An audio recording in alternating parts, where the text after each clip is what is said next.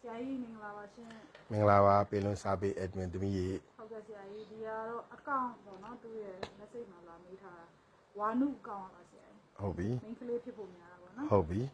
တင်းတိတ်တွေတကိုယ်လုံးထွက်နေလို့ပါတဲ့ဘာစိတ်လို့ကောင်းမလဲဆရာတဲ့ဟုတ်ပြီသူမိကွန်းလေးကတော့တူဝင်မဲ့နော်ဟုတ်အရာကျေတယ်ပြောရမယ်သမီးရဲ့ဟုတ်သူကဘာလို့လဲဆိုတော့ဒီဓာတ်ကိုမတင်မမြင်လက္ခဏာအနာမသိစေးမရှိဆရာတို့မြတ်တိုင်းစီမှာနော်အနာဘာလို့မသိလဲဆိုရင်ဘာလို့စေးမရှိလဲဆိုရင်အနာမသိလို့ခုသူတင်းနေပြောက်ချင်တာမဟုတ်လားအနာမသိတော့စေးမရှိဘူးအနာဘာလို့မသိဆိုရင်လက္ခဏာမမြင်လို့လက္ခဏာဘာလို့မမြင်တာလို့မေးရင်ဓာတ်ကိုမတင်လို့အဲ့တော့အခုဆရာတို့ကဒါဓာတ်နဲ့ကောက်လိုက်လို့ရှိရင်တင်းတိတ်ဒီ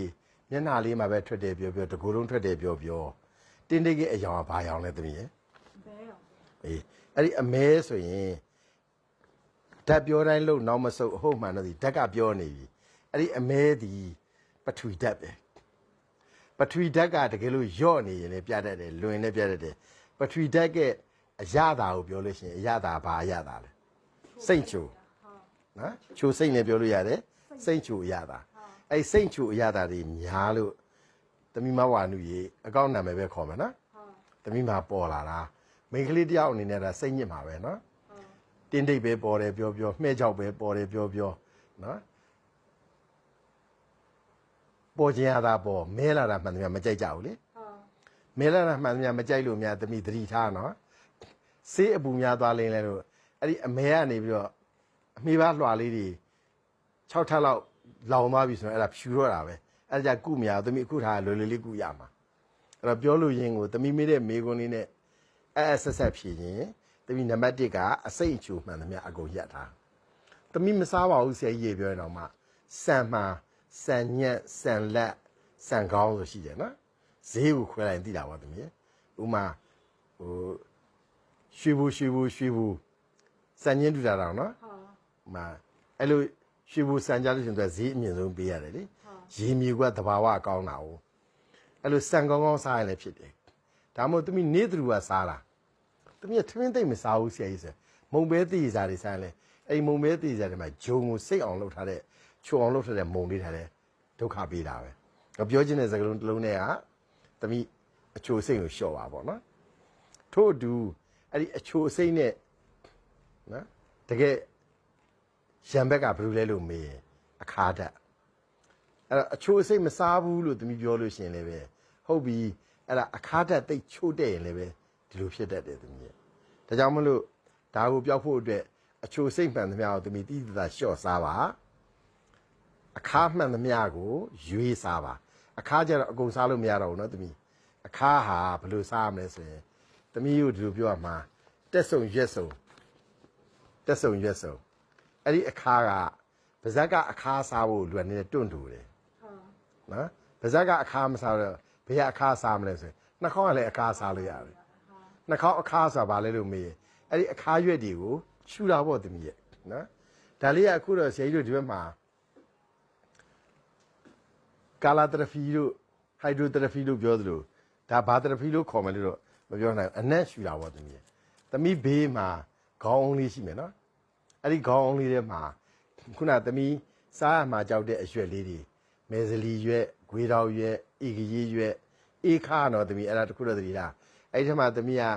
တမာတို့ကြောင်ရှားတို့ရဲယူတို့စင်တုံးမနွဲတို့တင်မောရွက်တို့တော့သွားမထည့်နဲ့အဲ့ဒါတော့မရဘူးသမီးအစုပ်ပါသွားဒုက္ခရောက်နေတယ်ပူကအေခါလေးတွေကိုသမီးတန်ရီစီနံပါတ်1ကနေရိပ်မှလှမ်းစကားနဲ့အပေါ်အောက် validation ကလေဝင်လေးပဲရှိရေးမှလား6သွားမယ်ပျော့လေးတွေ6မယ်အဲ့ဒါလေးကိုထည့်ထားထည့်တယ်သမီးရှူမယ်ဘလောက်ကောင်းလဲလို့အဲ့တော့သမီးလိုတယ်ဆိုရင်အခါကအဲ့ဒီအနံ့ကစားတယ်လို့နော်သမီးရဲ့ဒီထဲမှာပါတဲ့အယောင်ကိုကြည့်ရင်အပွင့်လေးတွေများလုံနိုင်မယ်ဆိုသိကောမလုံနိုင်မှုဆိုရင်ဟောဒီမှာကြည့်အဝါရောင်ဒါအဝါရောင်ဒီဘက်မှာဒီမှာအဝါရောင်အဲ့ဒီအဝါရောင်ဟာအခါရဲ့ဓာတ်ကြိတ်ရောင်သမီးတွေ့ဘူးမှာပါမဲဇီလီပွင့်ကြီးဝါနေတာပဲ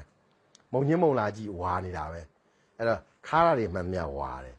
နောက်အဲ့ဒီအရွက်တွေကိုသမီးသတိထားကြည့်ရင်လေဒီပြည့်အရွက်တွေနဲ့မတူဘူး6သွားရင်ဒီပြည့်အရွက်တွေကမွဲ66တွေအဲ့ဒီအရွက်တွေက6သွားရင်ဝါတာညီဂွေတော့ရွက်များကြည့်ရင်ဟိုးအပင်မှာ ထိတ်ဖျားလှမ်းကြည့်စိတ်နဲ့တည်းဝါနေပြီဆိုအဲ့ဒါဂွေးတော့ပဲမဲ့သေးချာနေပြီနော်အဲ့ဒီလိုအဝါရောင်ဒါကြောင့်မလို့သမီးရှောင်းအောင်မမိနဲ့နော်အချိုစိတ်ရှောင်းရမယ်စားမှာအခါပါဇက်ကလည်းပဲဟင်းဂျူလောက်တော့တောက်ဂွေးတော့ရဲ့ဟင်းဂျူပဲနီလေးနဲ့မဲစီလေးရဲ့ဟင်းဂျူတုံးဖို့အခါရွက်ပြုတ်ကြီးလေးမပေါက်ပန်းဖြူအဲ့ဒါလေးစားပြီးမျက်စိကလည်းပဲအဝါရောင်ကြည့်တယ်နှာခေါင်းကလည်းအခါကိုရှူတယ်နောက်ဆုံးပဲအိတ်နဲ့လည်းသမီးရေချိုးမယ်သမီးရေချိုးတဲ့အခါမှာနော်တိုက်တဲ့ဆက်ပြားဒီတစောင်းလက်ပတ်ဆက်ပြားဖြစ်ရမယ်တစောင်းလက်ပတ်ဟာတိတ်ကောင်းတယ်ခါလဲခါတယ်တိုက်လိုက်တာနဲ့ကိုသမီးတိုက်ရင်းနဲ့ကိုသမီးတိတာအယောင်ဟာပါလျားသွားလိမ့်မယ်ပြီးရင်လိမ့်နာဒီတနခါကရမဲ့ကြိုက်ရလိမ့်သမီးတို့ဘယ်ရွယ်မှမသိလို့တချို့အသားဖြူရင်ကရမက်ကိုမလိမ့်ရင်ဘူးရတယ်နေ့မှာတနခါလိမ့်ညမှာကရမက်လိမ့်နေ့တနခါညကရမက်တကိုယ်လုံးဖြစ်တဲ့ဆိုတကိုယ်လုံးသာလိမ့်လိုက်တော့သမီးစမ်းကြည့်လိုက်ပါနော်2လပေါ့သမီးရ2လဆိုတာစီးပညာရှေးတိုင်းစီးပညာမှာရက်60တရတုလို့ခေါ်တယ်သမီးသိကောင်းတယ်တလ100ဒီရက်30သမီးရ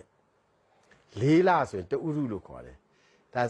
တိုင်းစီးပညာကိုအမြင့်ပြအောင်ပျောက်ချင်တယ်ဆိုရင်ယာဒီယတုဥဒုအရင်အဲ့ဒါလေးတော့သိရမှာသမီးကိုဆရာကြီးခုပြတရတု2လလောက်များသမီးအဲ့လိုပါဇက်ကလည်းအခါစားမယ်နှာခေါင်းကလည်းအခါရှူမယ်မျက်လုံးကလည်းအခါရောင်ကြည့်မယ်နော်အဲ့ဒီလိုလုပ်ပြီးရဲ့ပြင်ရေချိုးတဲ့အခါမှာလည်းပဲခုနပြောတဲ့အခါရွက်တွေကိုပြုတ်ပြီးတော့ရေချိုးမယ်တိုက်တဲ့ဆက်ပြားဒီတစောင်းလက်ပတ်ပါဝင်ဒီဆက်ပြားတိုက်မယ်ဆိုရင်သမီးဒီလိုတော့ပြောချင်တယ်နော်လှတော်သားတွေကအပြောပိုင်တယ်ပြောင်းသွားအောင်လုပ်ဆိုရင်ဘယ်လိုပြောင်းလို့ရမှာလဲလို့မေးရင်နော်ထောပတ်ပေးနေတဲ့စလောင်းဘုံမှာထောပတ်ပေးတာနော်အဲ့ဒါပြောင်းအောင်စေးရင်ရနိုင်ခဲ့တယ်ခွေးရက်ခိုင်းလိုက်တယ်ပြောင်းသွားတယ်အဲ့တော့ထောပတ်ပေးတဲ့စလောင်းဘုံကိုခွေးရက်ခိုင်းသလိုပြောင်းသလိုကိုသမီးတင်းလေးတွေပျောက်သွားမှာပါလို့သမီး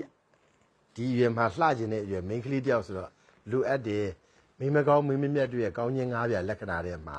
စံပင်ကောင်းခြင်းသွားကောင်းခြင်းအယိုးအစစ်အချိုးကြခြင်းအရွယ်ကောင်းခြင်းနောက်ဆုံးကျအရည်ပြားကောင်းခြင်းသမီးရှေးအခါမိဖုရားရွေးတဲ့အခါမှာ